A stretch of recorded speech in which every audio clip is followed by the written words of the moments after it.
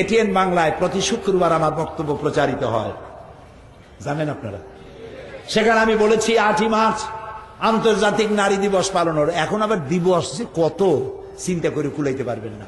আন্তর্জাতিক নারী দিবস, কন্যা দিবস, পিতৃ দিবস, মাতৃ দিবস, প্রবীণ দিবস, স্বাস্থ্য দিবস, তারপরে এই আসল কথা কই বলেছে ভালোবাসা, ভ্যালেন্টাইন ভালোবাসা দিবস, সাংঘাতিক। এখন আবার শুনলাম নতুন আর একটা দিবস বেরিয়ে, সেটার নাম হলো আন্তর্জাতিক চিন্তা দিবস। তা আমি জিজ্ঞেস করলাম, ভাইরা এইটা আবার কি? এই যে আন্তর্জাতিক চিন্তা দিবস জিনিসটা কি? কয় যে আমরা বহুত চিন্তা করছি, বহুত চিন্তা করছি, অনেক চিন্তা ভাবনা করে তারপরে আমরা একটা সিদ্ধান্তে পৌঁছে গেছি। বললাম সেটা দল শুনতেই হয়, জিনিসটা কি? বললো যে সেটা হচ্ছে এই, আমরা আন্তর্জাতিক চিন্তা দিবসে প্রত্যেকটা পার্কে, আইল্যান্ডে এবং গাছের গোড়ায়, যে কোনো সুন্দর সুন্দর জায়গাগুলিতে আমরা সব একত্রিত হয়ে বসবো। তারপরে গভীর মনোযোগ সহকারে আমরা চিন্তা করে দেখব যে আসলে আমরা কোনো ব্যাপারে চিন্তা করছি কিনা। এটা হলো আন্তর্জাতিক চিন্তা দিবস। নেই কাজ তো খই ভাজ, কোনো কাজ না থাকলে যা হয়। তো আন্তর্জাতিক নারী দিবস, আমি বললাম নারীর মর্যাদা, একদিন আপনারা নারী দিবস পালন করলেন, র্যালি করলেন, সমাবেশ করলেন, মিছিল করলেন, কবি, সাহিত্যিক, দার্শনিক সবগুলি আইনা বক্তৃতা, কবিতা, ছড়াছড়ি ইত্যাদি সব করলেন। নারীর মর্যাদা কি আদায় করতে পারলেন? নারীর সম্মান কি আদায় করতে পারলেন?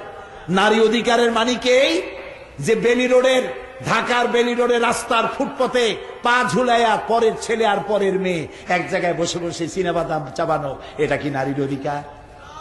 দিনের আলোকে অথবা রাতের আধারে জাতীয় সংসদের চতুর্পাশে কপত কপতি বাগবাকুম করে বেড়ানো, এটাই কি নারীর অধিকার? নাউজুবিল্লাহ, এটা নারীর অধিকার নয়। নারীর সম্মান ইসলাম দিয়েছে, সুবহানাল্লাহ। সেটাও আজকে আমার বিষয় নয়। ভালোবাসা দিবস, ভালোবাসা দিবসের ভণিতা তো তারাই করবে যাদের ভালোবাসা জীবনে নাই। আমার প্রত্যেকটা দিন ভালোবাসা। আমি মুসলমান, চিল্লায় বলো আমরা কি? আমার প্রত্যেক দিন ভালোবাসা, আমার জন্ম ভালোবাসা, আমার বেঁচে থাকা ভালোবাসা, আমার মৃত্যু ভালোবাসা। যাদের জীবনে কোনো ভালোবাসা নাই, ওদের জীবনে অন্তত বছরে একবার ভালোবাসার নামে ভণিতা করা লাগে। ভণিতা বুঝেন তো? একটু ভণিতা করা লাগে। এই যে ইউরোপ, আমেরিকায় যায় দেখেন পাগল কোন দেশে বেশি? আমেরিকায়। সব থেকে বেশি পাগল কোথায়? আমেরিকায়। পাগল হবে না কেন? বউর সাথে যদি স্বামীর ভালোবাসা না থাকে, স্বামী পাগল হওয়া ছাড়া কোনো উপায় নেই। পাগল তো ভালো, ছাগল হয়ে যাবে শেষ পর্যন্ত। বউ স্বামীরে বিশ্বাস করে না, স্বামী তার বউকে বিশ্বাস করে না, পাগল তো হবেই। Broken family. আমরা আমাদের দেশ নিয়ে তাদের খুব জ্বালা। জ্বালা কেন? আমরা তো শান্তিতে আছি কেন? আমাদের দেশের মতো বাপ, দাদা, দাদি, মা, ভাই, বোন একসাথে যৌথ পরিবারে মতো থাকা পৃথিবীতে কোথাও নাই, কোন জাতিতে নাই। ঠিক কিনা বলো? আলহামদুলিল্লাহ, যৌথ ফ্যামিলি আমার দেশে আছে, আলহামদুলিল্লাহ। তা আমরা শান্তিতে আছি কেন? এটাই হলো তাদের জন্য বিপদ। সেই জন্য বসন্তের কোকিলেরা, নির্বাচনের বাতাস সুরসুর করে যখন একটু বয়ে উঠছে, বসন্তের কোকিলেরা উড়ে আসতেছে, ইউই থেকে আসতেছে, আমেরিকা থেকে আসতেছে, আমাদেরকে উপদেশ খয়রাত দিতে আসতেছে। আমাদেরকে গণতন্ত্র শিখাইতে আসো তোমরা। বাবাজিরা, আয়নায় চেহারা দেখো। ইরাকের গণতন্ত্র কারা ধ্বংস করেছে? আফগানিস্তানের গণতন্ত্র কারা ধ্বংস করলো? আলজেরিয়া কারা ধ্বংস করলো? বসনিয়া, চেচনিয়া কারা ধ্বংস করেছে? আমাদেরকে গণতন্ত্র শিখাইতে আইছো না, মানবাধিকার আমাদের শিখাও। লজ্জা হওয়া উচিত তোমাদের, শরম হওয়া উচিত। তোমরা ইরাকের আবু গরিব কয়েদখানায়, আহারে আহা, মুসলমান পুরুষগুলিকে উলঙ্গ করে আমার কলিজা ফেটে যায়। মুসলমান পুরুষগুলিকে উলঙ্গ করে একটা পুরুষের উপর আরেকটা, তার উপর আরেকটা উলঙ্গ পুরুষগুলি দিয়ে মুসলমান দিয়ে পিরামিড বানাইছো। মানবাধিকার শিখাইতেছ আমাদের। 70 বছরের বৃদ্ধা নারী গাধার মতো হাত আর পাও নিচু করে দিয়া তার পিঠের উপরে চড়ে বাজারে ঘুরাইছো। আমারে শিখাও মানবাধিকার। কিউবার গুয়ান্তানামো বেতে মুসলমান কয়েদিদের হাত পাও বেঁধে তার চোখের সামনে কোরআন শরীফে তোরা পেশাব করেছিস। তোরা মানুষ, তোদের মানবাধিকার আর তোদের গণতন্ত্রের উপর আমরা ধিক্কার মারি, আমরা থুতু নিক্ষেপ করব।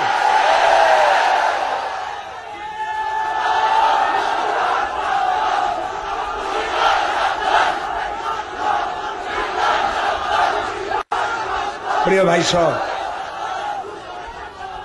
হুঁশিয়ার সাবধান দিয়ে কাম নাই, আমরা সাবধান হই আগে, আমরা আগে সাবধান করি। আমি কোরআন শরীফ সামনে নিয়ে কোন জাতিকে আমি অভিশাপ দিতে চাই না। আমি আল্লাহর কাছে দোয়া করি, আল্লাহ তাআলা এই অবুঝদেরকে তুমি হেদায়েত দাও। মুসলমান যে সেরা জাতি তা তাদের বোঝার তৌফিক দিয়ে দাও। আমার রসুলের কাছেও বন্দী এসেছিল। রসুল্লাহর কাছে বন্দী আসে নাই? রসুল্লাহর কাছে বন্দী আসে নাই? আরে ভাই কথা বল না কেন? রসুল্লাহ কি ব্যবহার করেছেন? বলেছেন তুমি একটা বন্দী যদি 10টা লোককে জেনারেল লিটারেসি, 10টা লোককে যদি অক্ষর জ্ঞান সম্পন্ন করাতে পারো, স্বাক্ষর জ্ঞান শিখাইতে পারো, এর বিনিময়ে তোমার মুক্তি দিয়ে দেবে। বন্দীদের খাবারের অভাব নাই, পড়ার অভাব নাই, কোনো কষ্ট নাই, খাবার পড়া সব পাইতেছে। আমার মূর্খ লোকদেরকে শিখাও, তোমাদেরকে মুক্তি দিয়ে দেবো। সুবহানাল্লাহ। আমার এই কোরআন শরীফের মধ্যে আমার আল্লাহ বলেছেন কারো দেবতাকে গালি দিবা না। সুবহানাল্লাহ কইতে ইচ্ছা করে না? কারো মন্দির ভাঙবা না,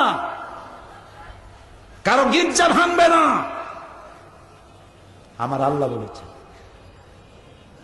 ইসলাম সব থেকে সহনশীল পৃথিবীতে। সুতরাং আমাদেরকে গণতন্ত্র, মানবাধিকার এইসব জিনিস আমাদেরকে শিখাইতে আইসো না, বরং তোমরা তোমাদের আয়নায় তোমাদের চেহারাটা দেখো, তোমাদের চেহারা শরীফ একটু ভালো করে দেখো। এই যে কদিন আগে ওহাইও এবং ফ্লোরিডায় কি হইল, রেটিনা আর কি রেটিনা না কি বলে না বলে, হ্যাঁ ক্যাটরিনা, রিটা আর ক্যাটরিনা, এইসব আমরা শুনি নেই। তোমরা পাপ করবা মর্ডার, আল্লাহর আযাবও হবে মর্ডার আযাব। যে ধ্বংস হয়েছে 100 বছরের মধ্যে এই সব শহর তারা আর করতে পারবে না। তোমরা কি করেছো সেখানে দুস্থদের, দুর্গতদের সাহায্যের নাম করে এমন মেয়েরও কম আছে যাদেরকে তোমরা ধর্ষণ করো নাই। আমরা গরিব হতে পারি, আমার দেশ গরিব হতে পারে, কিন্তু ডিজাস্টার হলে পরে, ঘূর্ণিঝড় হলে পরে, অথবা জলোচ্ছ্বাস হলে পরে, কোন এলাকা বিধ্বস্ত হলে পরে আমার দেশের লোকেরা সাহায্য দিতে গিয়ে নারী ধর্ষণ করেছে, এই দৃষ্টান্ত বাংলাদেশে নাই। কাজে আমাদেরকে শিখাইতে আইসো না। প্রিয় ভাই সব, সেই জন্য বলি সকলকে, আমরা আমাদেরকে চিনতে শিখি। আমার নাম মুসলমান, আলহামদুলিল্লাহ বলে। নবী করিম সাল্লাল্লাহু, আজকে আর বাড়াবো না, নবী করিম সাল্লাল্লাহু আলাইহি ওয়াসাল্লাম ইসলামী রাষ্ট্র তৈরি করে বিদায় হয়ে গেলেন। মদিনার এক সুন্দরী যুবতী নারী যাচ্ছিল এক আত্মীয়র বাড়ি, পথে সন্ধ্যা হয়ে গেল। তারপরে সে চিন্তা করলো, অবিবাহিতা যুবতী নারী, সারা জীবনের লালিত সতীত্ব আজ আমার শেষ হয়ে যাবে যদি কোনো পরপুরুষের সামনে পড়ি। শুনতেছেন? ইতিহাস সোনার অক্ষরে লেখা থাকবে কিয়ামত পর্যন্ত। যুবতী নারী, সন্ধ্যা হয়ে গেল মরুভূমির ভিতরে, নির্জন মরুভূমি, দেখতে পেল এক যুবক পুরুষ তার দিকে আগায় আসতেছে। যুবক পুরুষকে আসতে দেখে ভয় পেয়ে বসে পড়েছে, গায়ের রক্ত হিম শীতল হয়ে গিয়েছে। এক্ষুনি আমার সতীত্ব সব শেষ। অলংকার তো যাবেই, ওটা তো কোনো ব্যাপার না, কিন্তু আমার জীবনের, একটা নারীর জীবনের সতীত্ব হচ্ছে তার শ্রেষ্ঠ সম্পদ। যুবক এই অন্ধকারের ভেতরে যুবতীটির সামনে এসে দাঁড়ালো। যুবতীর চোখের দিকে তাকায় এসে যুবক ছেলেটি, রক্ত ফ্যাকাশে চেহারা যুবতী। যুবক বলছে, মা,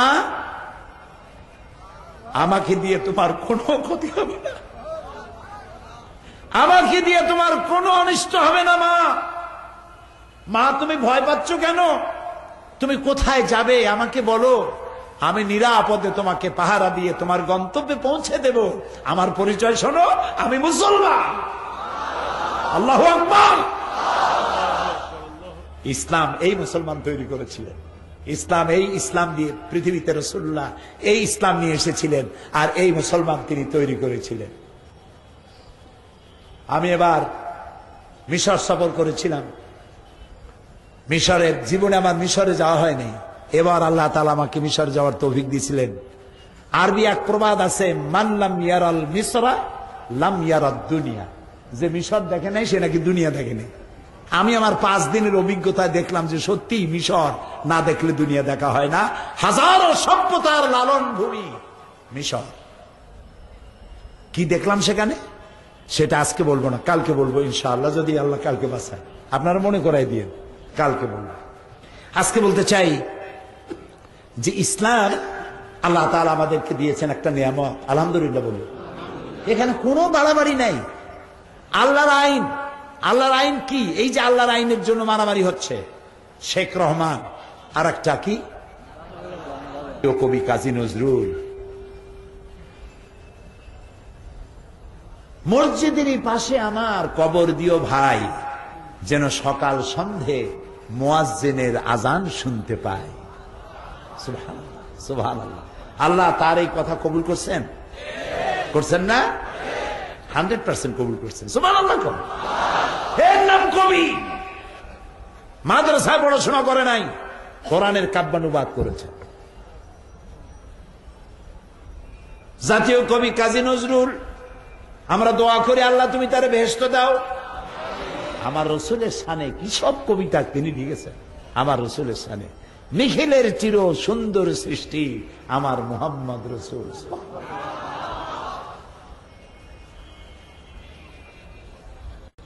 মুহাম্মাদের নাম জপেছিলি কি জানি, বুলবুলি তুই আগে, তাই করি তোর কণ্ঠের সুর এতই মধুর লাগে। সুবহানাল্লাহ, সুবহানাল্লাহ। আহারে কি সুন্দর কথা। গোলাপের বলছে, গোরে গোলাপ তুই কি চুমেছিলি আমার নবীর কদম? সুবহানাল্লাহ, সুবহানাল্লাহ। আমার নবীর কদম কি তুই চুমা দিছিলি, যার কারণে তোর এত সৌন্দর্য? আল্লাহু আকবার। ভ্রমর, তুই গুনগুন করি কি গাস? তুই কি আমার রসুলের কাছে গেছিলি এবং তার আওয়াজ শুনে সেই কৃতজ্ঞতাই কি স্বীকার করিস তোর গানের মধ্যে দিয়ে? সুবহানাল্লাহ। কবি নজরুল, আল্লাহ বেহেশত দিক। আল্লাহ রসুলের মহব্বত দিয়ে আমাদের কলজা ভরে দিক। আমাদের সন্তান, আমাদের স্ত্রী পুত্র পরিজন, আমার গোটা জাতির কলিজায় রসুল্লাহর মহব্বত ভরে দিক।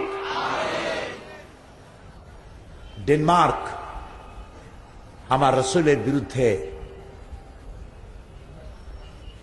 ব্যঙ্গ কার্টুন এঁকেছে।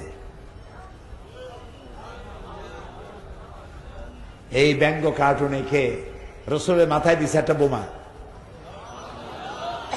আর তার দুই পাশে অর্ধনগ্ন দুইটা মেয়ে লোক বসাইছে।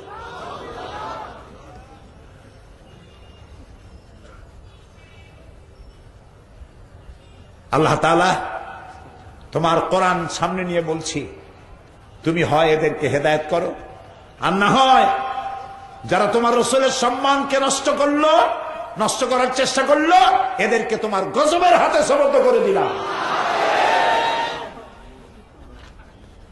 কার মাথায় বোমার পাগড়ি পড়াইছ? কার পাশে নগ্ন মেয়ে লোক বসাইছ? এই পৃথিবীকে তিনি ঋণী করে গেছেন। নারীর সম্মান দিয়েছেন, সাদা কালো মানুষের আকাশ সম বৈষম্য দূরীভূত করেছেন। শিশুর অধিকার, নারীর অধিকার, মানব সভ্যতা বিকাশে মুহাম্মদ সাল্লাল্লাহু আলাইহি সাল্লামের অবদান অনস্বীকার্য। তোরা বেটারা ডেনমার্ক, ইটালি, ফ্রান্স, জার্মান সহ পৃথিবীতে যারাই রাসূলুল্লাহকে বদনাম করার জন্য, অসম্মান করার জন্য চেষ্টা করেছো, কিছু করতে পারবে না। কারণ রাসূলের মর্যাদা হিমালয় পাহাড় পর্যন্ত না, রাসূলের মর্যাদা আকাশ পর্যন্ত না, রাসূলের মর্যাদা তো আল্লাহর আরশ পর্যন্ত। তারে অসম্মান তোরা করতে পারবি না, বরং তোরা রাসূলুল্লাহকে অসম্মান করতে গিয়ে বিশ্ব মানবতাকে অমর্যাদা করেছ, বিশ্ব সভ্যতাকে কলঙ্কিত করেছ। তোমরা মানুষ নামে পদবাচ্যে বিবেচিত হতে পারো না, তোমরা মানুষ নও, তোমরা নরপশু। পৃথিবীর 150 কোটি মুসলমানের কলিজায় তোমরা আগুন লাগিয়েছ। তবে আমরা তোমাদের খেলা বুঝি। তোমরা চাও আমাদের সেন্সিটিভ পয়েন্টের উপরে তোমরা আঘাত দিয়ে আমাদেরকে সন্ত্রাসী বানাইতে চাও। তোমরা চাও আমরা আগুন জ্বালাই, আমরা তোমাদের পতাকা পোড়াই, আমরা তোমাদের দূতাবাসে গিয়ে হামলা চালাই। তোমরা এই জন্য এই কাজগুলি করো, এটা আবার আমরা ভালো করে বুঝি। আমরা তোমাদের পাতানো ফাঁদে পা দেব না। তবে তোমরা আমার রাসূলকে বেইজ্জত করতে পারো নাই, তোমরা নিজেদেরকেই বেইজ্জত করেছো। ওই আল্লাহ আজও বেঁচে আছেন, যে আল্লাহ ফেরাউনকে চুবায় মেরেছে, যে আল্লাহ নমরুদকে জুতা দিয়া পিটাইয়া বিদায় করেছেন, সে আল্লাহ আজও আছে।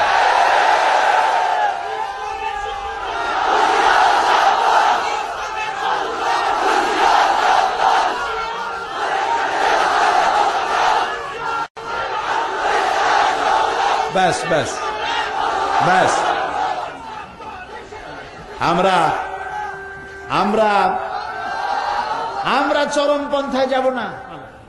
আমরা প্রতিবাদ জানিয়েছি, গোটা বিশ্ব প্রতিবাদ জানিয়েছে। নাইজেরিয়ায় 25 জন মুসলমান শহীদ হয়ে গেছে, আফগানে অন্তত 20 জনের মতো শহীদ হয়েছে। সারা বাংলাদেশ, সিলেট কি বাদ গেছে? সারা পৃথিবীর সর্বত্র মুসলমানেরা মিছিল করেছে, প্রতিবাদ করেছে। আমাদের প্রতিবাদের ভাষা দিয়ে প্রতিবাদ জানাইছি। তোমরা তোমাদের নিজেদের নীচতা, হীনতা, দীনতা প্রকাশ করেছ। তোমরা ছোট লোক, এটা তোমরা প্রমাণ করেছ। তোমরা কার সমালোচনা করেছ? তোমার দক্ষিণ আফ্রিকার নেলসন ম্যান্ডেলা, জীবিত কিংবদন্তি পৃথিবীর, যিনি সাদা এবং কালো মানুষের ব্যবধান দূরীভূত করার জন্য জীবনের 26টি বছর কারারুদ্ধ ছিলেন, সাদা কালো মানুষের ব্যবধান দূর করতে পারে নাই। আর আমার রাসূল সাদা কালো মানুষের ব্যবধান কিভাবে দূর করলেন? ফতে মক্কার দিনে, বুখারী খুলুন, ফতে মক্কার দিনে তিনি যে উষ্ট্র না উটের পিঠে ছিলেন, না ঘোড়ার পিঠে ছিলেন, উটের পৃষ্ঠে চড়ে মক্কা বিজয় করছেন 10,000 সৈন্য সাথে। পেছনে যিনি বসা ছিলেন তিনি ছিলেন উসামা বিন যায়েদ রাদিয়াল্লাহু তাআলা আনহু। কৃতদাসের পুত্র, কালো মানুষের পুত্র, কালো মানুষ কৃতদাসের পুত্র উসামাকে রাসূলুল্লাহ নিজের পিঠের কাছে বসাইছেন। আবু বকর, ওমর, ওসমান, আলী বংশের গৌরবে গৌরবান্বিত নেতারা পায়ে হাঁটছেন, আর কৃতদাস পুত্রকে রাসূলুল্লাহ নিজের উটের পিঠের উপরে নিয়েছেন। বিনয়ে বিজয় তো বুক ফুলে ওঠে আনন্দে। রাসূলুল্লাহ মক্কা বিজয় করছেন, বিনয়ে মাথা নিচু হতে হতে উটের পিঠের উপরে বাড়ি লাগতেছিল। এ হল আমার রাসূল। ভিন্ন পয়েন্ট, আমি সেদিকে যাচ্ছি না। আমি আপনাদেরকে বলতেছিলাম যে আল্লাহ তাআলা বলছেন, কবি নজরুলের কথা দিয়ে দূরে চলে আসলাম, যে আমার রাসূলের ব্যাপারে আল্লাহ মানুষ মাত্রই তো ভুল করে, নজরুলের জীবনের যে সব ভুল আছে তুমি দয়া করে মাফ করে দিয়ে তোমার রাসূলের সাদকায়, তার এত সুন্দর গান সে রচনা করেছে, আল্লাহ তাআলা তুমি জান্নাতের একটা ভালো জায়গা তুমি তারে দিয়ে দিও। আমরা সবাই বলি আমিন।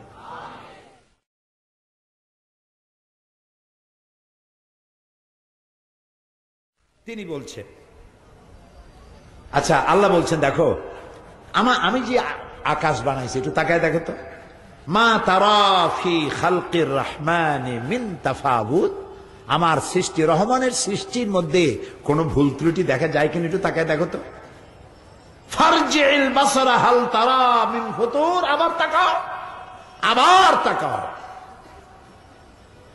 সুম্মা রজি'ল বাসারা কাররাতাইন ইয়ানকালিব ইলাইকাল বাসারু খাসিআন ওয়া হুয়া হাসীর। বারবার তাকাও, তাকাতে তাকাতে তোমার চক্ষু অবশ হয়ে ক্লান্ত হয়ে তোমার কাছে ফিরে আসবে। আমার সৃষ্টি নৈপুণ্যতার মধ্যে কোনো ভুল পাবে না। আল্লাহ তাআলা বলছেন, একটু দেখো না, তুমি তোমার নিজের দিকে একটু তাকাও না, কি করে আমি তোমারে বানাইছি। ওয়ালাকাদ কাররামনা বানি আদম, আদম সন্তানকে আমি সম্মানিত করেছি। গাছপালার মতো আইন তোমার জন্য মানা বাধ্য নয়। আইন বলছিলাম কয় প্রকার মনে আছে? একটা আইন হলো কার জন্য? প্রকৃতির জন্য। আর একটা আইন কার জন্য? মানুষের জন্য। প্রকৃতি আল্লাহর আইন মানতে বাধ্য, মানতেই হবে, কিন্তু মানুষকে আল্লাহ তাআলা আল্লাহর আইন মানতে বাধ্য করেন নাই। এবার বুক ভরে নিঃশ্বাস নিয়ে বলেন আলহামদুলিল্লাহ। ওয়ালাকাদ কাররামনা বানি আদম, আমি তোমাকে সম্মান দিয়েছি। এই জন্য গরুর মতো, কুত্তার মতো, ছাগলের মতো, সূর্যের মতো, চাঁদের মতো আমি তোমারে আমার আইন মানতে বাধ্য করি নাই। ফামান শাআ ফালিউমিন ওয়া মান শাআ ফালিয়াকফুর। ইচ্ছে করলে আমার আইন মানতেও পারো, ইচ্ছে করলে আমার অবাধ্য হতে পারো। কে বলতেছেন? এখন জোরে বলবেন না আল্লাহু আকবার। কত বড় স্বাধীনতা দিয়েছে ইসলাম। কে বলে ইসলাম ফান্ডামেন্টালিস্ট? কে বলে ইসলাম প্রতিক্রিয়াশীল? কে বলে ইসলাম রক্ষণশীল? কে বলে ইসলাম মৌলবাদী? যারা বলে ওরা 100% মৌলবাদী। কত বড় কথা। আল্লাহ বলেন, আল্লাহ আল্লাহ আল্লাহ। কাফ আর নুনের মালিক। খুন যা বলবেন, ওয়াইজা আরাদাল্লাহু শাইয়ান আইয়াকুলা লাহু কুন ফায়াকুন। আল্লাহ যখন ইচ্ছে করেন বলেন কুন হও, আর সাথে সাথে দেন আর দেন, একটু দেরি হবে না, সঙ্গে সঙ্গে হয়ে যাবে। মানুষের জন্য আল্লাহ আইন মানতে বাধ্য করলেন না। কথা কি বুঝতেছেন আমার? ফামান শাআ ফালিউমিন, তোমাদের মধ্যে যাদের ইচ্ছা আমার আইন মানো, আমার উপরে ঈমান আনো।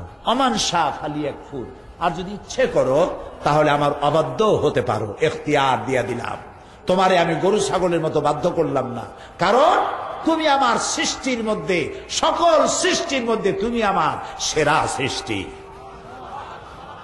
লাকাদ খালাকনাল ইনসানা ফি আহসানি তাকওয়িম, সব থেকে সুন্দর করে বানাইছি আমি তোমারে। সুবহানাল্লাহ সুবহানাল্লাহ বলো। তোমারে বানাবার মধ্যে কত বড় আর্ট। তোমারে যখন তৈরি করছি, কি আর্ট, কি শৈল্পিক সৌন্দর্য, কি নান্দনিক দৃশ্য। একটু তাকাও তো দেখি নিজের চেহারা, আয়নার দিকে দেখো তো দেখি কি সুন্দর করে আমি তোমারে বানাইছি। দুইটা চোখ দিলাম, চোখের উপরে আবার হাড্ডি দিলাম। সেই হাড্ডি চোখের উপরেও আছে, চোখের নিচেও আছে। দুইটা হাড্ডি দিয়া চোখটা ভিতরে দিছি। এই চোখ দুটা তো কুমিরের মতো কপালের উপরেও দিতে পারতাম না, পারতেন না? আরে বলেন না কেন ভাই? যদি চোখ দুইটা দুই হাড়ের মাঝখানে না হইয়া কপালের উপরে হইতো, ফুটবল খেলাইতেই পারতেন না। যেই ফুটবল খেলতে যাইতে, হেড করতে গিয়ে দুইটা চোখ ডিমের মতো পোষ হয়ে যেত। আষাঢ় খেতে চোখ দুইটা শেষ। আল্লাহ রাব্বুল আলামিন দুটি চোখকে দুই হাড়ের মাঝখানে রেখে এমন সুন্দর করে দিলেন, বল এসে লাগুক, আষাঢ় খেয়ে পড়েন, উষ্টা খেয়ে পড়েন, যেমন অবস্থায় হোক না কেন আল্লাহ রাব্বুল আলামিন চোখ হেফাজত করে দিবেন। আবার উপরে যে হাড্ডি, সেই হাড্ডিতে আল্লাহ কিছু চুল দিয়েছেন, কিছু পশম দিয়েছেন। এটা আর্ট, এটা সৌন্দর্য। এটা না দিলেও হইতো। ভুরু দিয়ে আল্লাহ দেখতে সৌন্দর্য, আল্লাহ রুচিবোধ দারুণ। সুবহানাল্লাহ বলে। আল্লাহ সুন্দর। তোমার সৃষ্টি যদি হয় এত সুন্দর, না জানি তাহলে তুমি কত সুন্দর। আল্লাহু আকবার বলবেন না? কত সুন্দর আমার আল্লাহ। দেখেন না আল্লাহর রুচি। এই যে ফুল, প্রত্যেকটা জিনিস জোড়া লাগে, নর এবং নারী, বাচ্চার জন্য এই দুইটা লাগে। ফল হবে ফুল দিয়ে। ফুলের মধ্যে রয়েছে পুংকেশর এবং স্ত্রী কেশর, এ দুটোতে মিল হতে হবে। এই মিলনের কাজ কিভাবে হবে? ফুল তো নড়তে পারে না, ফুল তো এক জায়গা থেকে আরেক জায়গায় যেতে পারে না। সুতরাং এই কাজটা করাতে হবে কাউকে দিয়ে। এই কাজটা আল্লাহ ইচ্ছে করলে তেলাপোকা দিয়ে করতে পারতেন। তেলাপোকা চেনেন? সিলেটে কি বলবেন? তেলসোরা। তেলসোরা আমেরিকার মতো এরা কে তেল চুরি করতে গেছে? এ বড় তেলসোরা, বড় তেলসোরা।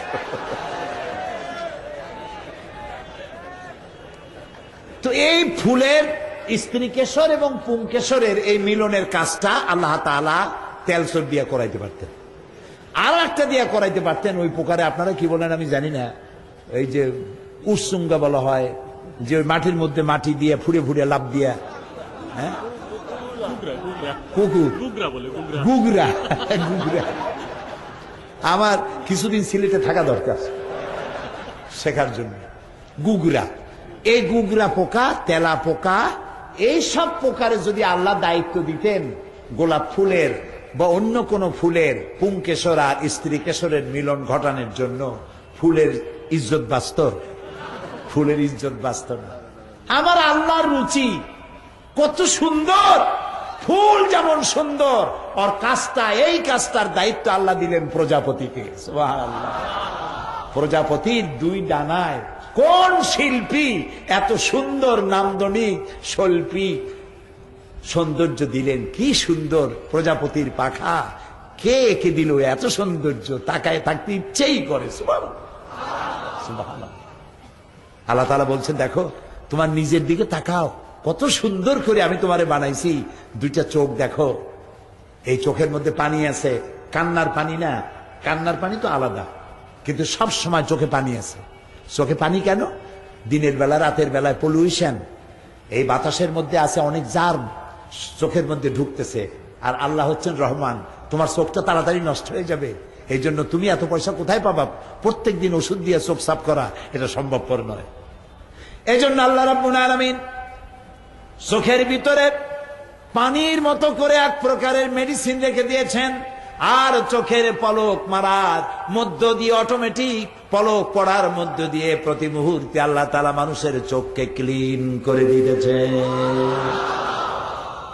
আবার দিলেন জিহ্বা, এমন একটা নরম জিহ্বা আল্লাহ দান করলেন, যেই জিহ্বার ভিতরে একটা চুল পড়লো টের পাওয়া যায়। আপনারা টের পান? সত্যি চুল পড়লো টের পাওয়া যায়। এত নরম জিহ্বা, এর থেকে নরম শরীরে আর কোন অঙ্গ প্রত্যঙ্গ নাই। জিহ্বাটাকে আল্লাহ এত নরম বানাইছেন, সুবহানাল্লাহ। এই জিহ্বাটা যেখানে বাস করে তার চতুর্দিকে অনেকগুলি শত্রু। চিনছেন শত্রুগুলো? দাঁত। কয়টা শত্রু? 32টা শত্রু এর মধ্যে এই নরম জিহ্বাটা থাকে। এখন এই নরম জিহ্বা শত্রুদের প্রতি কত রহম দিল জিহ্বা। দাঁতের মধ্যে যদি একটা চুল, ভাতের কণা, কাঁটা একটা ঢোকে, জিহ্বা সারাক্ষণ গুতাইতে থাকে। কতক্ষণ? ওটারে বাইর না করা পর্যন্ত সে বিশ্রাম নেবে না। শত্রুর প্রতি কি দরদ দেখছেন? এই জিহ্বারে, যে জিহ্বা তার দাঁতের সাথে এই সুন্দর ব্যবহার করে, সেই দাঁত অপেক্ষায় থাকে, সুযোগ পাইলেই মারে কামড়, রক্ত বাইর হয়ে যায়। জি, এই জিহ্বা এত নরম কেন? এই জিহ্বাটা, হুমায়ুন রশিদ চৌধুরী সাহেব মারা গেছেন, আল্লাহ তাকে জান্নাত নসিব করুন, বলে না আমি তাকে মহব্বত করি। এই সিলেটের মাটি, এই সিলেটের মাটি ফার্টাইল মাটি, উর্বর মাটি। এ মাটি জন্ম দিয়েছে অনেক ক্ষণজন্মা পুরুষ, অনেক রাজনীতিক, অনেক বড় বড় আলেম। এই যে মারা গেলেন সিলেট দরগা মসজিদের ইমাম, কত বড় আল্লাহর ওলি ছিলেন, আল্লাহ জান্নাত নসিব করুন, বলেন আমিন। তারপরে শাইখে কাতিয়া, শাইখে বরুণা, তারপরে হযরত মাওলানা নুরুদ্দিন সাহেব গহরপুরি, শাইখে কোরিয়া, এরপর মাওলানা মুসাইয়্যিদ সাহেব। কত বড় বড় আলেম, আমাদের ওস্তাদের ওস্তাদ, সুবহানাল্লাহ। সিলেটের মাটি অত্যন্ত উর্বর, অনেক ভালো ভালো সন্তান জন্ম দিয়েছে এই মাটি, আলহামদুলিল্লাহ, আলহামদুলিল্লাহ। কি বলতেছিলাম? হুমায়ুন রশিদ চৌধুরী, কথার নাম লতা। বাইতে বাইতে কই যায় ঠিক থাকে না, কিন্তু আমার ঠিক থাকে ইনশাআল্লাহ। আমি আবার ফিরে আসবো জায়গায় ইনশাআল্লাহ, বলি ইনশাআল্লাহ। হুমায়ুন রশিদ চৌধুরী সাহেব তিনি সংসদ চালাচ্ছেন। আমি তখন নতুন মেম্বার পার্লামেন্টের, একজন নবাগত, নতুন পৃথিবী আমার জন্য। আমার জগৎ তো এইটা। এটা কোন জগৎ? কোরআনের জগৎ। এটা কোন জগৎ? কোরআনের জগৎ। এইটা আমার আসল জগৎ। আমার মূল পরিচয় এইটাই, আমি কোরআনের ছাত্র, আমি তাফসীরের ছাত্র, বাস এটাই আমার পরিচয়। এই পরিচয় যদি আল্লাহ তাআলা কিয়ামতের দিন এই গুনাহগারকে কোরআনের ছাত্র হিসেবে যদি কিয়ামতে আল্লাহ বলে তোরে মাফ করে দিলাম, আমার আর কিচ্ছু পাওয়ার নেই, আল্লাহর কাছে চাওয়ারও নাই। পার্লামেন্টের ভিতরে আমি তখন নতুন, দুই দলে লেগে গেল ঝগড়া। শেখ মুজিব এবং জিয়াউর রহমান সাহেব, এই দুই জাতীয় নেতা নিয়ে লেগে গেল গন্ডগোল। হুমায়ুন রশিদ চৌধুরী সাহেব হিমশিম খেয়ে যাচ্ছেন দুই দলকে কন্ট্রোল করতে গিয়ে। আমি একটা চিঠি দিলাম, মাননীয় স্পিকার, পরিস্থিতি কুল ডাউন করার জন্য যদি মেহেরবানি করে আমাকে একটু ফলোয়ার দিতেন, আমি একটু কথা বলতে চাই। উনি আমার ওইটা পাইয়া এত খুশি হইলেন, উনি আমার নাম ঘোষণা করলেন। আর আল্লাহর এমন মেহেরবানি, আমি তখন একদম নতুন, সবাই বসে পড়লো দুই দিকে। আমি বললাম, মাননীয় স্পিকার, আল্লাহ রাব্বুল আলামিন মানুষের শরীরের ভিতরে জিহ্বাটা দিয়েছেন এত নরম, চুল পড়লেও টেল পাওয়া যায়। এই নরম জিহ্বাটা এই জন্য দেওয়া হয়েছে, ওয়াকুলু লিন্নাসি হুসনা, মানুষের সাথে সুন্দর সুন্দর করে কথা বলো। জিহ্বা একটা হাড় দিলাম না, কঠিন রগ দিলাম না, নরম জিহ্বা দিয়ে নরম নরম কথা কও। মাননীয় স্পিকার, আমি এই সংসদে এসে দেখলাম সেই নরম জিহ্বাটা দিয়া সংসদে কুড়ালের কাম করে।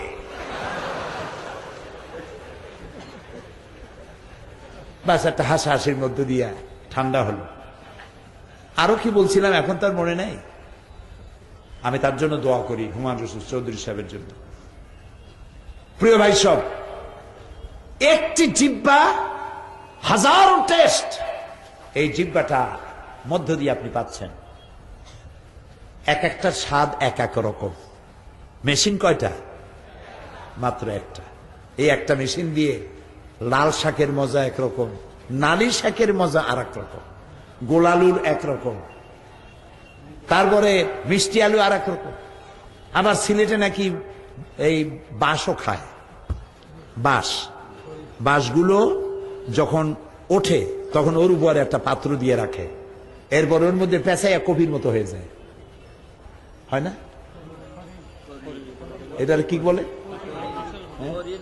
খলিল, বাঁশের খলিল, হ্যাঁ, কুড়িল। এবার বাঁশের চুঙ্গার মধ্যে চাউল দিয়া সিদ্ধ করিয়া, ওরও একটা মজা আলাদা। সিলেটের সাথে আমার সম্পর্ক বেশি, আলহামদুলিল্লাহ, আলহামদুলিল্লাহ। আল্লাহরে বলি, এই যে মহব্বত দুনিয়া হলো, এই মহব্বতের বিনিময়ে জান্নাতে একসাথে থাকতে পারি, তো অভিজ্ঞ দিয়া দিল। লন্ডনেও সিলেটিদের বাড়িতে বাড়িতে যা আমাকে ভালোবাসে, আমি সিলেটি মানুষের মতো এত অতিথি পরায়ণ এবং এত আলেম ভক্ত আমি অন্য কোথাও দেখিনি। আলহামদুলিল্লাহ, আলহামদুলিল্লাহ। ভালোবাসা দিয়ে তাদের দিলগুলি ভরা। তা আমি বলতেছিলাম যে জিহ্বার মধ্যে, একটা জিহ্বায় কত টেস্ট একটা মেশিনের মধ্যে আল্লাহ তাআলা দিয়েছেন। আল্লাহ বলছেন, দেখো আমি তোমারে কেমনে বানাইছি, একটু নিজের দিকে তাকায় দেখো না, পা থেকে শুরু করে মাথা পর্যন্ত আমার সেজদা দিতে ইচ্ছা করবে। সুবহানাল্লাহ, সুবহানাল্লাহ। এই যে পাও, আপনাদের সাথে পাও আছে না বাড়ি থুই আসছেন? আনছেন কিনা? আচ্ছা, পাও থুই আসবেন কেমনে? পাও তো আনছেনি। আচ্ছা, হাঁটুর নিচের যে অংশটা পায়ের সাথে গিয়ে মিশেছে ওই অংশটাকে কি বলে? হাঁটুর উপরেরটা তো রান, সবাই বলে, ঠিক না? হ্যাঁ, ও নিচেরটারে বলে থরু। এই যে থরুটা, ওইটা গিয়ে মিশছে পায়ের গোড়ালিতে, পায়ের গোড়ায়, ঠিক না? কিন্তু কমন সেন্স বলে এইখানে না হয়ে মাঝখানে হলে তো ভালো হইতো। এটা যদি পাও হয় তাহলে ওই থরু ওইটা এখানে না হয়ে মাঝখানে হলে ভালো হইতো না? তো মাঝখানে হইল না কেন? দেখেন আল্লাহর কুদরত দেখেন। এটা যদি মাঝখানে হতো তাহলে আপনি হাঁটতে পারতেন না, দাঁড়ালেই হয়তো সামনে ভুট হয়ে পড়তেন, না হয় শীত হয়ে পড়ে যেতেন। আল্লাহ এমন এক জায়গায় ওটা নিয়ে লাগাই দিয়েছেন, আপনি জনমের মতো খাইতে খাইতে পেট যদি 3টা তরমুজের সাইজ হয়, আপনি শীতও পড়বেন না, ভুট হয়ে পড়বেন না। সুবহানাল্লাহ। Balance of power Allah balance করে দিয়েছেন, হাত দিয়ে পাও দিয়ে। এগুলি বলে আমি শেষ করতে পারবো না, আল্লাহ তাআলা এত সুন্দর করেছেন। তবে কোরআন বিজ্ঞান দিয়ে ভরা। সুবহানাল্লাহ বলে, বিজ্ঞান দিয়ে ভরা, সব আছে এখানে। কপাল পোড়া, আমাদের কপাল পোড়া। বলেন আমাদের কি কপাল পোড়া? কোরআন শরীফে খালি তাবিজ তালাশ করে বেড়াই না। এক হুজুরের কাছে যাই, হুজুর মাইয়েরা জেনে ধরছে, তাবিজ দেন। আবার হুজুররা এমন আছে, লন্ডনে দেখছি, কোন জায়গার হুজুর তা কম না, তো জিজ্ঞেস করে যে কি হয়েছে, বলে এরকম জেনে ধরছে। তখন সে বলে যে আচ্ছা ঠিক আছে, আমাকে আগে দেখতে হবে জেনটা কোন দেশি। যদি কেনিয়া অথবা উগান্ডার জেন হয় তাহলে 500 পাউন্ড লাগবে, আর যদি বাংলাদেশি বা ইন্ডিয়ার জেন হয় তাহলে 100 পাউন্ড দিলে হবে। এখন আপনার তো বোঝার উপায় না যে কেনিয়ার জেন না উগান্ডার জেন, সে তো আপনি বুঝবেন না। পয়সা মারার কি কায়দা!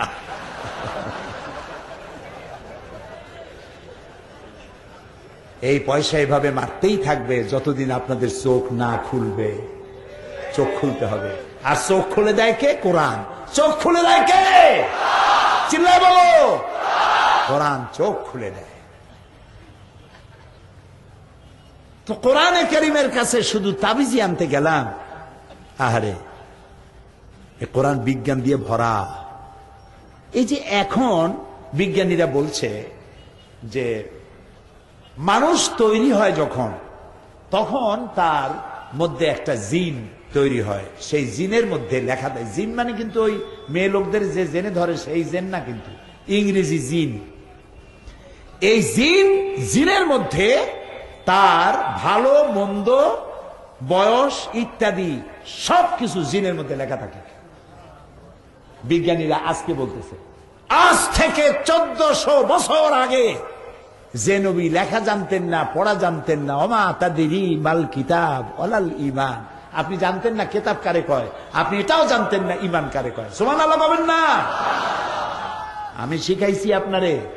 সে আল্লাহ তাআলা বলছেন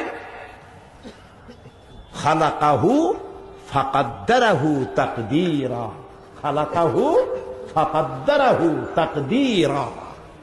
সৃষ্টি করেছি, খালাকাহু ফাকাদ্দারাহু, ফা না বলে খালাকাহু কাদ্দারাহু তাকদীরা বললো হয়ে যেত। ফা লাগলো কেন? ফা লাগানো হয়েছে খালাকাহু ফাকাদ্দারাহু, সৃষ্টি করেছি, 1 সেকেন্ড দেরি করি নাই, সঙ্গে সঙ্গে তার ভাগ্য নির্ধারণ করে দেওয়া হয়েছে। এক্স অ্যান্ড ওয়াই দুটো যখন মিল হয়ে গেল, সৃষ্টি হলো এবং তার ভাগ্য সেখানে লিপিবদ্ধ হয়ে গেল। কতদিন বাঁচবে, চোর হবে না ডাকাত হবে, গুন্ড হবে না বদমাশ হবে, মাস্তান হবে না কি হবে, মন্ত্রী হবে না এমপি হবে, আলেম হবে না জাহেল হবে, ছাগল হবে না পাগল হবে, কতদিন বয়স পাবে, দোজখে যাবে না বেহেশতে যাবে, গোষ্ঠী শুদ্ধ, সঙ্গে সঙ্গে লিপিবদ্ধ হয়ে যায়। সুবহানাল্লাহ। আল্লাহ তাআলা বলছেন ওয়াকুল্লা ইনসানিন আলজামনাহু তায়রাহু ফি উনুকিহি, প্রত্যেকটি মানুষের গলায় ছোট্ট একটি ঘুঁটলি আমি বেঁধে দিয়েছি। কে বলছেন? বলেন। আপনারা মজা পাইতেছেন? আলহামদুলিল্লাহ গণ। কার কথা শোনাচ্ছি? আমার আল্লাহর কথা শোনাচ্ছি। আলহামদুলিল্লাহ। প্রত্যেকটি মানুষের গলার মধ্যে ছোট্ট একটি ঘুটলি আমি এখানে রেখে দিয়েছি। ওইটা কি করব? ওইটা কিয়ামতের দিন খুলে তোমার হাতে দিয়ে দেব আর বলবো ইকরা কিতাবাক, এবার পড়ো তুমি তোমার কিতাব। এইটা তোমার সারা জীবনের সমস্ত কাজ আর কথা লিপিবদ্ধ হচ্ছে গলার কাছে। আপনি চিন্তা করতে পারেন, হাউ ইজ ইট পসিবল? এটা কি করে সম্ভব? একটা মানুষ, আজকাল মানুষ কম বাঁচে 70-80 বছর, কিন্তু আগের মানুষ তো 150, 200, 250, 500, 1000 বছর বাঁচত। একটা মানুষের 50, 60, 70, 80 বছরের বয়স, এত লম্বা বয়সে যত কথা বলেছে, যত কাজ করেছে, এতটুকু জিনিসের মধ্যে তা ধরবে কি করে? এইটা বোঝা এখন মোটেই কঠিন না। আপনার মোবাইলে কতগুলি টেলিফোন নাম্বার আপনি সেভ করেছেন, দেখেন কতগুলি করছেন, ওর মধ্যে কত জিনিস আছে। এবার মক্কা শরীফ থেকে রমজান মোবারকে আল্লাহ তাআলা প্রতি বছর রমজানে মক্কা শরীফে নেন, আলহামদুলিল্লাহ, মাবুদের দয়া। রমজানে খতমে কোরআনের রাত শেষ করে জেদ্দা হয়ে ফিরবো, আমার একটা মোবাইল দরকার। আমার মোবাইলটা পুরানো হয়ে গেছে, একটা নতুন মোবাইল নেব। জিদ্দায় ঘুরতেছি, সাথে কিছু লোকজন আছে। মোবাইল যেটা পছন্দ হয় সেটার দাম বেশি, যেটা পছন্দ হয় না সেটার দাম কম। একটা পছন্দ হয়ে গেল ভালো, দাম কত? 1600 রিয়াল। 1600 রিয়াল। আমি বললাম আমি নেব না। সাথে যে আছে তার বললাম ভাই চলো তো অন্য কোনো দোকানে যাই যেখানে কম দামে পাওয়া যায়। পিছনে এক লোক কয় যে হুজুর এটা কি আপনার পছন্দ? আমি তারে পিছনে তাকায় দেখি চিনি না তাকে। তা আমি বললাম যে জিনিসটা তো পছন্দ, কিন্তু আমি এটা নেব না, এত দামি জিনিস আমি নিব না। আপনার দামের দরকার কি? আপনার পছন্দ হইলেই সারলো, দাম তো আমি দেবো, আমি তো পিছনে দাঁড়ায় আছি এই খেদমতটা করার জন্য। ওই বেচারা 1600 রিয়াল দিয়ে দিল। এখন এই মোবাইলের ফজিলতটা কি সেইটা বলব। ফজিলতটা হচ্ছে, সে আমার একটা মেমোরি কার্ড কিনে দিল। মেমোরি কার্ডটা এই আঙ্গুলের আমার কর্ডটা যতটুকু, এর অর্ধেক, এক করের অর্ধেক, একটা মেমোরি কার্ড। এই কার্ডটা ওর মধ্যে ঢুকাই দিল। আমি বললাম এটা কি? বললো যে এর মধ্যে 30 পারা কোরআন শরীফ। ফজিলাতুল শেখ আদ-দক্তুর আব্দুর রহমান আস-সুদাইস, ইমাম ও খতিব মসজিদুল হারাম মক্কা আল মুকাররমা। ফজিলাতুল শেখ আদ-দক্তুর সৌদ আশ-শুরাইম, ইমাম ও খতিব মসজিদুল হারাম মক্কা আল মুকাররমা। এই দুইজনের তেলাওয়াত করা কোরআন শরীফ 30 পারা এতটুকু মেমোরি কার্ডের মধ্যে ঢুকানো আমার মোবাইলের মধ্যে। যখন যে সূরা খুশি আমি শুনতে পারি। এই বুদ্ধিটা, এই কাজটা কে করেছে? কয় যে আল্লাহ করছে। একটা কথা হইল, আল্লাহ বুঝি মোবাইলের সিম বানাবে। এই কাজটা করেছে মানুষ। কে করেছে? মানুষ। বুদ্ধিটা দিছে কে? এরপরে শুনেন আল্লাহ কি বলেন, ওমা উতীতুম মিনাল ইলমি ইল্লা কালিলা। ওমা উতীতুম মিনাল ইলমি ইল্লা কালিল যদি বলতেন তাহলে বোঝা যাইতো কিছু পাইছি, কিছু পাইছি। কিন্তু আল্লাহ বলছেন ওমা উতীতুম মিনাল ইলমি ইল্লা কালিলা, একেবারে সামান্য থেকে সামান্যতম জ্ঞান তোমাদের দিয়েছি। সে জ্ঞানটা কতটুকু ওইটা বুঝাবার জন্য আমি বলি, প্রশান্ত মহাসাগরের ভিতরে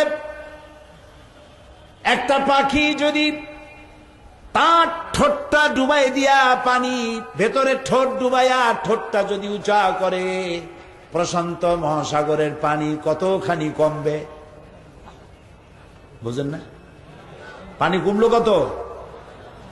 মুঠি না, কিছুই হইল না। প্রশান্ত মহাসাগরের ভিতরে একটা পাখি তার ঠোঁট ডুবাইয়া যতটুকুন পানি উঠাতে পারে নাই, তাম পৃথিবীর সমস্ত মানুষ কিয়ামত পর্যন্ত আল্লাহর অফুরন্ত জ্ঞান ভান্ডার থেকে অতটুকুনো জ্ঞানও লাভ করতে পারে নাই। আল্লাহ হচ্ছেন আলিম। আল্লাহ কি? আলিম, সমস্ত জ্ঞানের উৎস। সুবহানাল্লাহ। জ্ঞানের একচ্ছত্র মালিক আমার আল্লাহ রাব্বুল আলামিন। তিনি দিয়েছেন কোরআন, আর তিনি আইনকে দুই প্রকার করলেন। একটা করলেন কার জন্য? প্রকৃতির জন্য। আর একটা করছেন কার জন্য? মানুষের জন্য। মানুষের জন্য যে আইনটা করলেন, এই আইন করে দিয়ে মানুষকে কিন্তু বাধ্য করলেন না, ছেড়ে দিলেন ইচ্ছার উপরে। তুমি ইচ্ছা করলে ইমান আনতেও পারো, ইচ্ছা না করলে ইমান নাও আনতে পারো। এটার নাম হলো ইসলাম। এটার নাম কি? ইসলাম। এখানে কোনো জবরদস্তি নাই। লা ইকরাহা ফিদ্দীন। আমাদের ধর্মনিরপেক্ষবাদী বন্ধুরা তারা এইটারে বানাইছে ধর্মনিরপেক্ষর পক্ষের আয়াত, লা ইকরাহা ফিদ্দীন। একজন মুরব্বী, ধর্মনিরপেক্ষবাদীদের একজন মুরব্বী মারা গেছেন। কোন জায়গার কে নাম বললেন, তার সঙ্গে পার্লামেন্টে আমার দেখা। আমি বললাম, বড় ভাই, আপনাদের সাথে আমাদের কোনো গন্ডগোল নাই। আপনারা আমাদের হালের গরু পিটায় মারেন নাই, আমরাও আপনাদের পাকা ধানে মই দেই নাই, কোনো শত্রুতা নাই। এই খালি ধর্মনিরপেক্ষ মতবাদ এইটা আপনারা কেন রাখছেন? এটা বাদ দিতে পারেন না? কেন বাদ দেবো? আল্লাহ নিজেই তো ধর্মনিরপেক্ষ। আমি চিন্তা করলাম, আল্লাহ দাড়ি মাথা মানুষ কয় কি? আল্লাহ বলে ধর্মনিরপেক্ষ। আল্লাহর চাইতে ধর্মের পক্ষে আর কে? আল্লাহ নিজেই বলছেন, ইন্নাদ-দীন ইনদাল্লাহিল ইসলাম। আমার কাছে একমাত্র, কেবলমাত্র, শুধুমাত্র পছন্দনীয় জীবন ব্যবস্থার নাম কি? জোরে বলে, জোরে বলে, ইসলাম। ইসলাম তো আল্লাহ তো সবচেয়ে ধর্মের পক্ষে। লা ইকরাহা ফিদ্দীন। দিনের ব্যাপারে বাড়াবাড়ি নাই, ধর্মের ব্যাপারে বাড়াবাড়ি নাই। জবরদস্তি করে কাউকে ধর্মান্তরিত করতে পারবে না। তাবায়্যানা রুশদু মিনাল গাই। হক আর বাতিলকে আলাদা করে দেখানো হয়েছে। ওই যে বলেছি যে মানুষের জন্য বাধ্য করা হয় নাই, মানুষকে দুইটা পথ দেখানো হয়েছে। কথা কি শুনতেছেন? দুইটা পথ দেখানো হয়েছে। মানুষকে আল্লাহ জ্ঞান দিয়েছেন, গরুকে জ্ঞান দেননি, মানুষকে জ্ঞান দিয়েছেন। জ্ঞানের জন্যই মানুষ মুকাল্লাফ হয়েছে। মানুষকে জ্ঞান দিয়ে দুইটা পথ দেখানো হয়েছে। একটা পথ গেছে কোন দিক? ডান দিক। আর একটা গেছে বাম দিক। ডান দিকের নেতৃত্ব দিয়েছে নবীরা, আর ডান দিকে যারা চলবে নবীরা তাদেরকে নেতৃত্ব দিয়ে নিয়ে যাবে কোথায়? জান্নাতে। বাম দিকে আর একটা রাস্তা, এর নেতা হচ্ছে কে? কন্ত নাম কন্ত কে? শয়তান। জোরে কোন নাম কি? শয়তান। এই বামপন্থে যারা যাবে শয়তানের নেতৃত্বে, জায়গা হবে কোথায়? আমার দেশের এক শ্রেণীর কপাল পোড়া মুসলমান নামধারী, তারা নিজেদেরকে দাবি করে আমরা বামপন্থী। কত বড় কপাল পোড়া হলে মানুষ বামপন্থী হয়? রাসূলুল্লাহ বলেছেন, লা তাকুলুশ শিমাল। বাম হাত দিয়ে কিছু খাইও না। এই বাম হাত আমারই হাত, আপনারই হাত, কিন্তু বামের কিছু আলাদা কাজবাজ আছে, তাই না? ডানের কাজ আলাদা, বামের কাজ আলাদা। এই জন্য মুসলমানের সন্তান হইয়া বামপন্থী আন্দোলন করা কত বড় কপাল পোড়া, জায়গা হবে জাহান্নামে। নাউজুবিল্লাহ, বলেন নাউজুবিল্লাহ। আপনারা দেখবেন যত বামপন্থী আছে, নাম মুসলমান, একটাও নামাজ পড়ে না। খুঁজে দেখেন, খুঁজে দেখেন। নির্বাচনের সময় দেখা যায় স্লোগান হয়, অমুকের চরিত্র ফুলের মতো পবিত্র, নামাজ পড়ে না একক।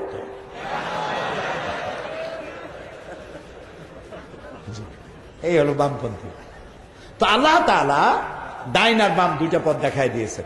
এখন তোমার আকল আছে, আকল দিয়ে যা খুশি তাই করো। ডানেও যাইতে পারো, বামেও যেতে পারো। তবে আমি তোমাকে ইসলাম দিয়েছি। ইসলামী পথ হলো আসল পথ।